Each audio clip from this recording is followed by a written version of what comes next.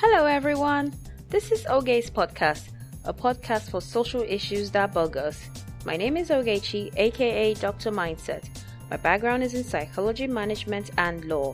I am the lead consultant at Mindset Co, where I help people via life coaching services, dispute resolution, counseling, and resource management. This podcast hopes to blend in fun and facts as we delve into your mindset. Episode 7. Before we say we do. The union of families through the bonding of marriage is not one to be taken kindly. It is a move that can leave you broken for years to come.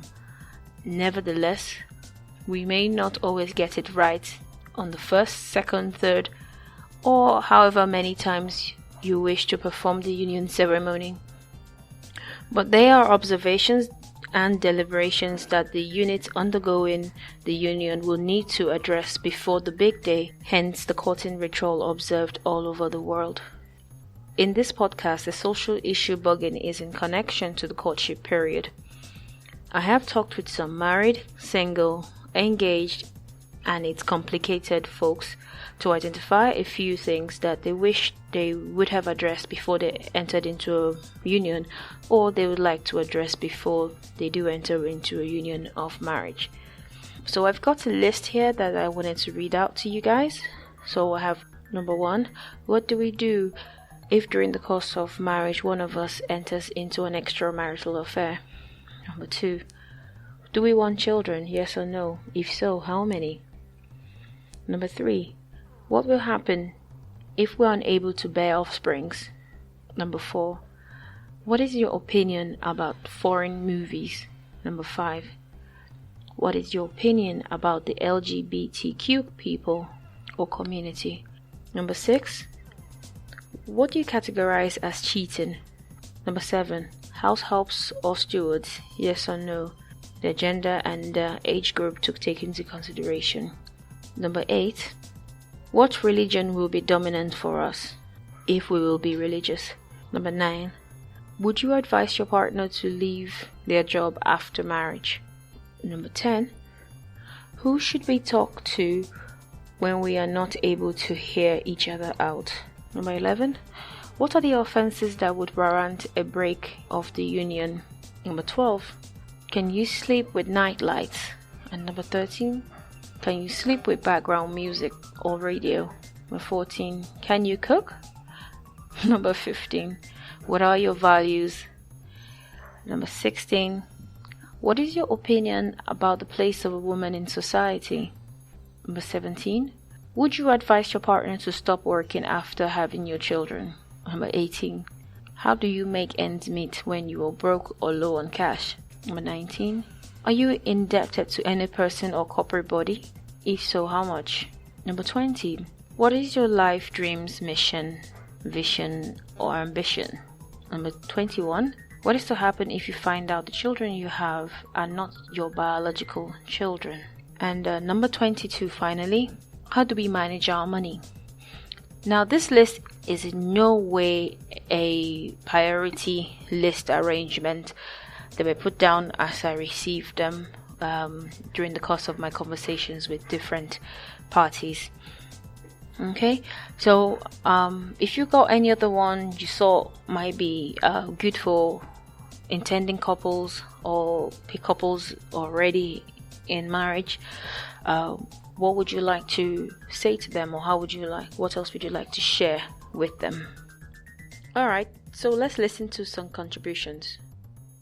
Is there anyone you think that anybody who is engaging into a marriage relationship should answer before they do engage, before they marry?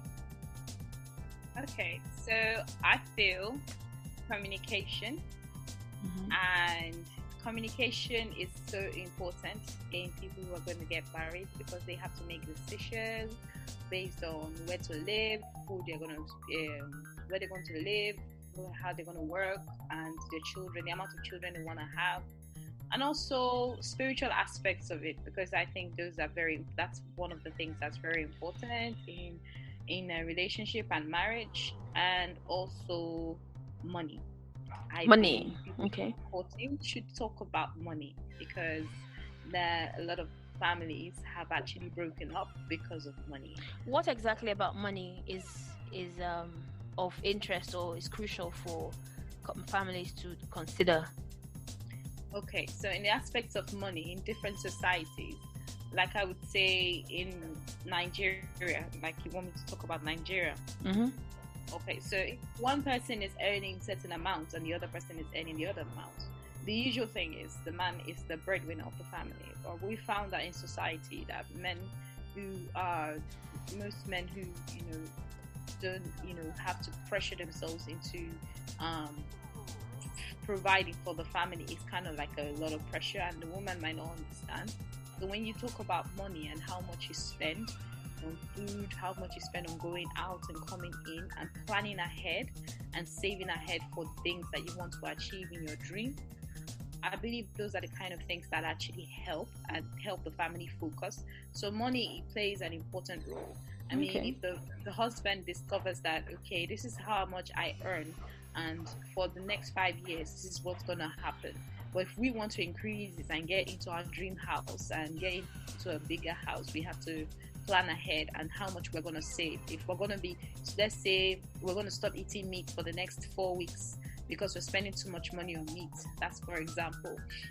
Or since we're getting married now, maybe we should stop buying too many shoes and let's use that money and put it in and save for our dream, for what we want to achieve. Because when two people come together, they want to achieve something, they don't want to stay on that bit. And also even during the marriage, I believe people to spend too much money on the marriages, on the wedding itself, and not the marriage. And they don't save enough for the marriage in order to actually make the marriage work, because you need money for marriage to work. So accommodation, food, feeding, going out, fun things that need to happen in the marriage, making provision for sickness and health and things like that. I believe money management is important on both sides, and both men and women should come together and understand how spending should happen, especially in the society that jobs are not really available. Wow, that's awesome. Thank you very much. I didn't even take into consideration the money aspect, and the way you've explained this is like, wow, that is something very crucial that we all need to take into consideration, especially during the courting season before you actually walk down the aisle or do any of your marriage rituals.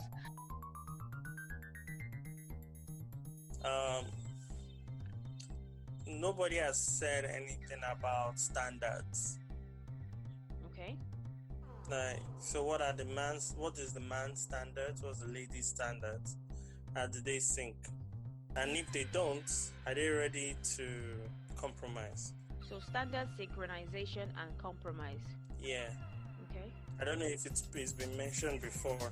But no, it's a new one. It's a good one, actually. Then what's the core fears? What is the fear that drives them in their daily lives? What's the one thing that they're scared of? Okay. All right. And you have to find what the fear is. And let me make it more specific. What are they most afraid of about the other spouse? And can they live with that fear? That's a good one. So say for example, or say it was me back in 2016, one of the fears would be, starting from scratch, is it going to provide the kind of security that I need? Okay. Those kind of fears, you understand, they need to be discussed. So yes, because those fears are the roots of fights, basically. So if you can get over those fears, the marriage should be 50% smooth. Okay, so what about standard synchronization was paramount for you? So basically, part of my standards is that I enjoy someone that is active, and I enjoy somebody that makes nothing out of something. That has been one of my standards. Okay. You understand? But I also had to compromise that, okay, the person may start with something. Okay, maybe when I mean nothing, meaning that by herself, make herself, do things by herself, and etc. like that, right?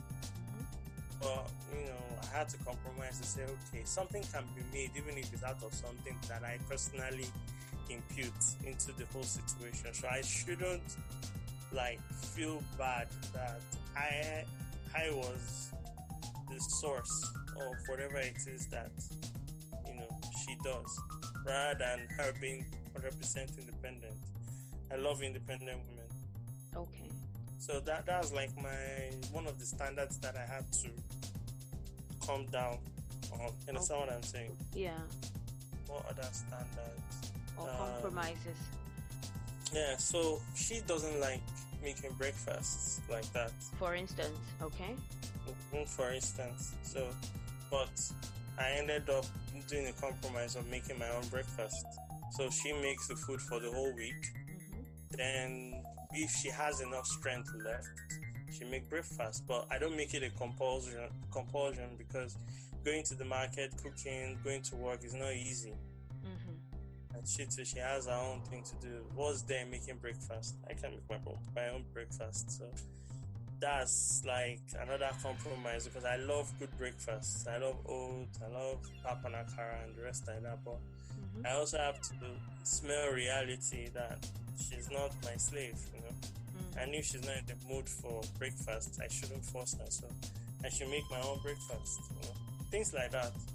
Yeah, let me just give you those two examples and chill. It's okay. Thank you so much. That was really, really important contributions, and I really appreciate them. Wow, this is a very interesting social issue that is bugging. I would really appreciate, I'd really love to hear some feedback from my listeners. And if you have any contributions or any comments you would like to make with regards to the list I gave, I would like to hear your stories. I would like to hear your additions.